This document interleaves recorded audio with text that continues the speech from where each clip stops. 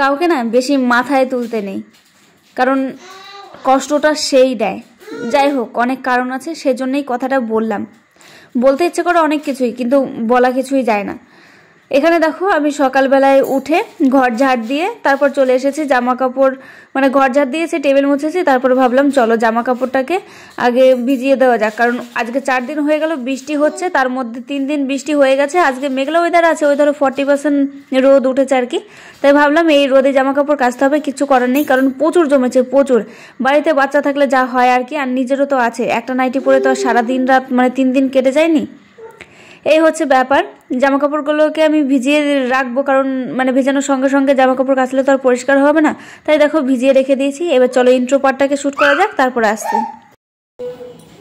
Hello guys, welcome back to this channel.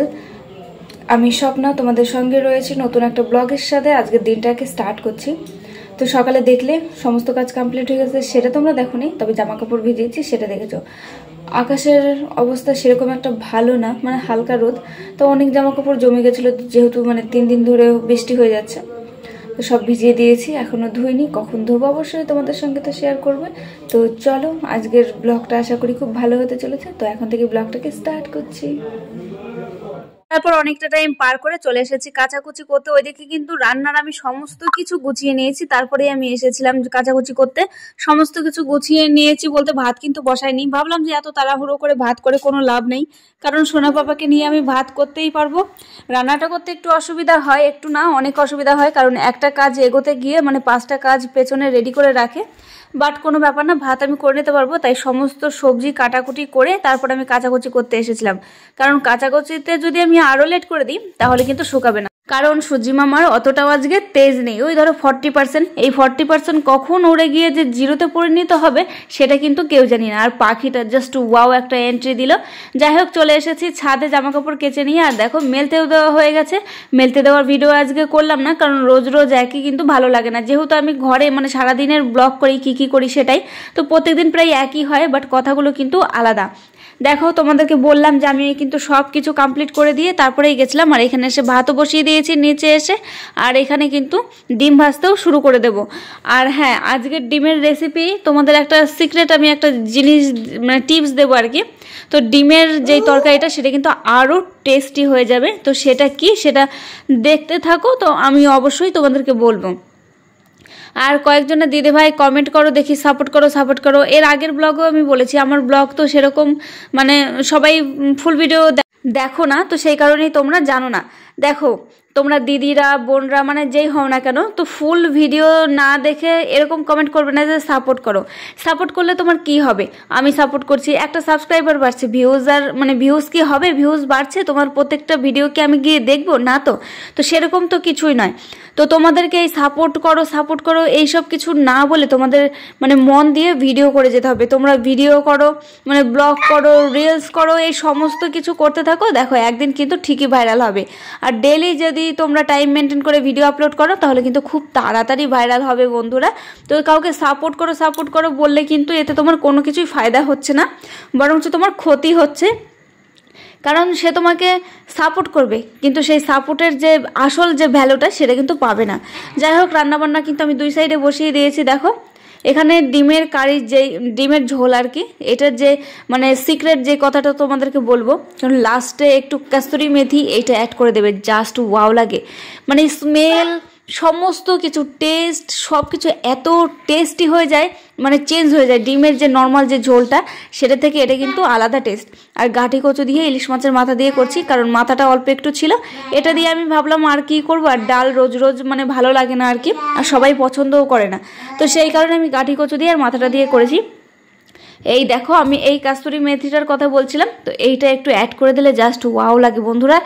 তোমরা যদি না করে থাকো একটু ট্রাই করে দেখো, তারপর যদি ভালো না লাগে তাহলে এই ভিডিওর নিচে এসে কমেন্ট করে দিয়ে যাবে যে দিদিভাই ভালো লাগেনি। যাই হোক, আমার কিন্তু কাস্তুরি মেথিটা দেব, তারপর কিন্তু একটু জিরের গুঁড়ো ধনিয়া গুঁড়ো দিয়ে নামিয়ে দিলেই কিন্তু একদম রেডি আমার ডিমের ঝোল। তো এই ডিমের ঝোলটা জাস্ট ওয়াও হয়েছিল। মানে কি বলবো, দারুণ হয়েছিল খেতে। মানে বললাম না তোমাদের টেস্টই বদলে যায়। তো আমার দুটো ঝোলই কিন্তু রেডি হয়ে গেছে। তো আমি যাই হোক নুনটাকে টেস্ট করছিলাম নুন হয়েছে কিনা, তো একটু আমার দেওয়ার ছিল তাই আমি দিয়ে দিয়েছি। এবার ঝোলটাকে নামিয়ে নেব। এখানে আমি ভয়েস ওভার দিচ্ছি, বিশ্বাস করো বন্ধুরা, এই টাইমে যদি ভয়েস ওভার না করি সকালে আমার হয়ে ওঠে না। আর দেখো সোনা পাপা কতবার করে আমি রিপিট করছি বারবার করে, তবুও আওয়াজ করে যাচ্ছে। ও তো ছোটো বাচ্চা, বোঝে না, কিছু করার নেই, তোমরা একটু অ্যাডজাস্ট করে নিও।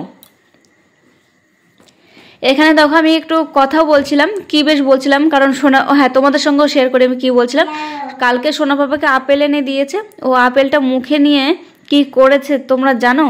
আপেলটা মুখে নিয়ে বলছে পচা। আমি জাস্ট ভাবতে পারছি না যে আপেলটাও মুখে নিয়ে বলছে পচা। পচাটা শিখলো কোথা থেকে? যাই হোক, সামনেই তো পুজো আসছে, তাই নিজেকেও একটু চেঞ্জ করার দরকার, মানে নিজের কেয়ার নেওয়ার দরকার। নিজেকে কেয়ার নেওয়া মানে কেয়ার করার জন্য কেউ নেই। আমি সবার কেয়ার করি, বাট আমার কেয়ার করার মতো কেউ নেই। বারবার মানে মুখে উল্টো বেরিয়ে যাচ্ছে। যাই হোক, এটা একটা গার্নিয়ারের ব্রাউন কালার নিয়ে এসেছিলাম। তো আজকে যেহেতু রোদ নেই, তো চুলে দেওয়ার পরেও না আমি তোমাদেরকে ভালোভাবে দেখাতে পারবো না যে ফাইনালি কালারটা কেমন আসছে। তো সেটা যেহেতু দেখাতে পারবো না, তার জন্য ট্রাইও নিইনি। তবে আমি খুব এক্সাইটেড ছিলাম যে কালারটা কেমন হবে। আর সোনা পাপা ঘুমিয়েছে, বিশ্বাস করো সোনা পাপা আমার মানে কি বলবো গুড বাই হয়ে গেছে। ও কিন্তু আজকে অনেকটা টাইম ঘুমিয়েছে, কারণ আমি এই কালারটা মাথায় দিয়েই তো আর ধুয়ে নিইনি। মিনিমাম 20 মিনিট ছিলাম, তারপরে স্নান করেছি। তো সমস্তটা টাইমই ও ঘুমিয়েছে, এমনকি আমার খাওয়া দাওয়াও হয়ে গেছে আজকে।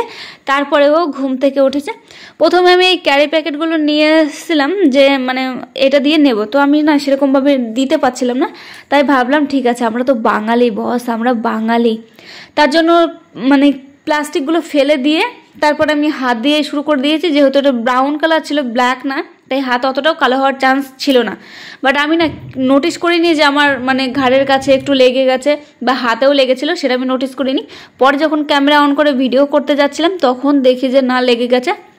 যাই হোক, আমার কিন্তু সুপার লেগেছে এই কালারটা। আর পুজোর আগে আমি এই কালারটা করার কারণ পুজোর আর 10-12 দিন বাকি রয়েছে। তার মধ্যে কিন্তু আমাকে পার্লারে যেতে হবে, ব্রু প্লাক করতে হবে, প্লাস হেয়ার কাটিং করাতে হবে। কী কাট দেবো বুঝতে পারছি না। আর পার্লারে গেলেই না অনেকটা করে চুল কেটে দেবে। এইটা হচ্ছে গিয়ে মানে বড় কষ্টের ব্যাপার। আর না কাটলেও হবে না, দেখো চুল না কাটলেও হবে না, প্লাস আবার এদিকে কাটতে গেলে অনেকটা করে কেটে ফেলে দেবে। যাই হোক, কিছু করার নেই, পুজোতে একটু নিজেকে তো মানে চেঞ্জ করতেই হবে। তোমাদের সঙ্গে অনেক কথা বলে ফেলেছি। আর এখানে দেখো কালারও লাগানো হয়ে গেছে আর কি। আর বন্ধুরা, আজকে আমি তোমাদের সঙ্গে দুটো শাড়ি শেয়ার করব। পুজোরই বলতে পারো, পুজোর পরেও কিন্তু আমার মানে দেখো পরপর কতগুলো পুজো রয়েছে আমাদের। পুজোতে তো এনজয় করবই, প্লাস তারপরে কিন্তু মানে একটা বিয়েও রয়েছে আমাদের পাশে বাড়িতে, সেই বিয়ে বাড়িতেও কিন্তু এনজয় করব। তার জন্য কিন্তু মানে জল ভরতে যাব বলে কিন্তু আমি একটা শাড়িও কিনেছি, আর সেটাও তোমাদের সঙ্গে শেয়ার করে দেব লাস্টে। দেখো আমি কিন্তু মানে স্নান করে চলে এসেছি, আর তোমাদেরকে দেখানোর একটাই কারণ, বিশ্বাস করো চুল নিয়ে আজকে আমি এতটাই এক্সাইটেড ছিলাম। হ্যালো এভরিওয়ান, তো দেখো আমি স্নান করে চলে এসেছি, আর চুলটা নিয়ে আমি ভীষণ এক্সাইটেড রয়েছি, কারণ কালারটা কেমন আসবে। আর আজকে না মানে রোদ নেই, সকালে তো মানে ধরো 40% উঠেছিল, বাট আমি যখন কালার করছিলাম চুলে দিচ্ছিলাম আর কি, তখন হচ্ছে বৃষ্টি হচ্ছিল খুব জোরে জোরে। আর এখন তো মানে 10%ও রোদ নেই, তো মেঘলা ওয়েদার রয়েছে। তার কারণে মানে চুলের ফাইনাল কালারটা কি আসছে সেটা তোমাদেরকে ফাইনালি দেখাতে পারবো না, কারণ রোদ না উঠলে দেখানো যাবে না। আই হোপ কি কালকের ভিডিওতে তোমরা চুলের কালারটা পেয়ে যাবে। বাট আমার মনে হচ্ছে যে আমি যেরকম চাইছিলাম একদম হালকা, তো সেরকমই এসছে আই থিঙ্ক। তো যাই হোক, চলো এখন খাওয়া দাওয়াটা করে নিই, কারণ আমার চুলটা নিয়ে আমি সত্যি ভীষণ এক্সাইটেড রয়েছি। যতক্ষণ না শুকোচ্ছে আর রোদ না হচ্ছে। দেখো আজকে আমি তোমাদের সঙ্গে শেয়ার করব সেই দুটো শাড়ি। তার আগে কিন্তু চুলটা একটু দেখে নাও, যেহেতু বাইরে সেরকম রোদ নেই, তাই চুলের কালারটাও কিন্তু আমি সেভাবে দেখাতে পারবো না। আর চুলটাও কিন্তু এখনো শুকোয়নি, ভেজাই রয়েছে। আমি তাও তোমাদেরকে এভাবে একটু দেখিয়ে দিলাম, বাট এতে কিন্তু কালার কিছুই বোঝা যাচ্ছে না।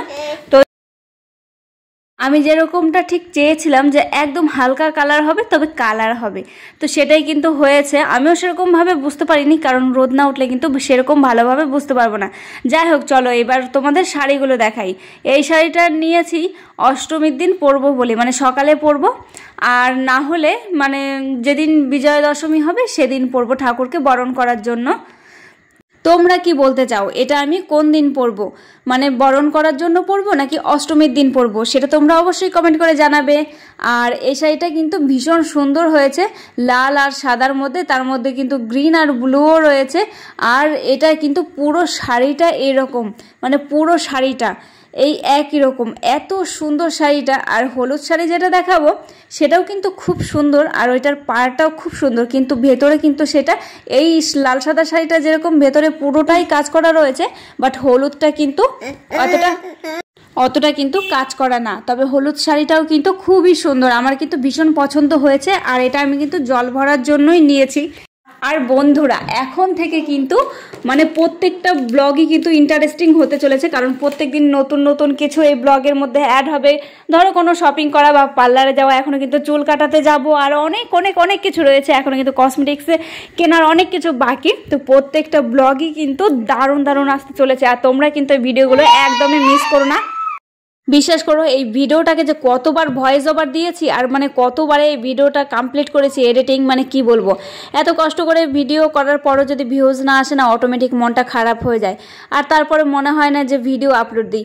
এবার ভিডিওতে যদি অটোমেটিক ভিউজ আসা শুরু করে, তখন কিন্তু নিজে থেকে ইচ্ছে করে না প্রত্যেক দিন ভিডিও আপলোড দিই। যাই হোক বন্ধুরা, আমার এই দুটো শাড়ির মধ্যে কোন শাড়িটা তোমাদের বেশি পছন্দ হয়েছে সেটা কিন্তু কমেন্ট করতে একদমই ভুলবে না। আর কোন শাড়িটা কোন দিন পরবো সেটাও কিন্তু কমেন্ট করো তোমরা একটু। আর এই ভিডিওটা তোমাদের কার কেমন লাগলো অবশ্যই কমেন্ট করে জানিও। আর যারা নতুন রয়েছে তারা সাবস্ক্রাইব করে দিও। দেখা হবে নেক্সট ভিডিওতে।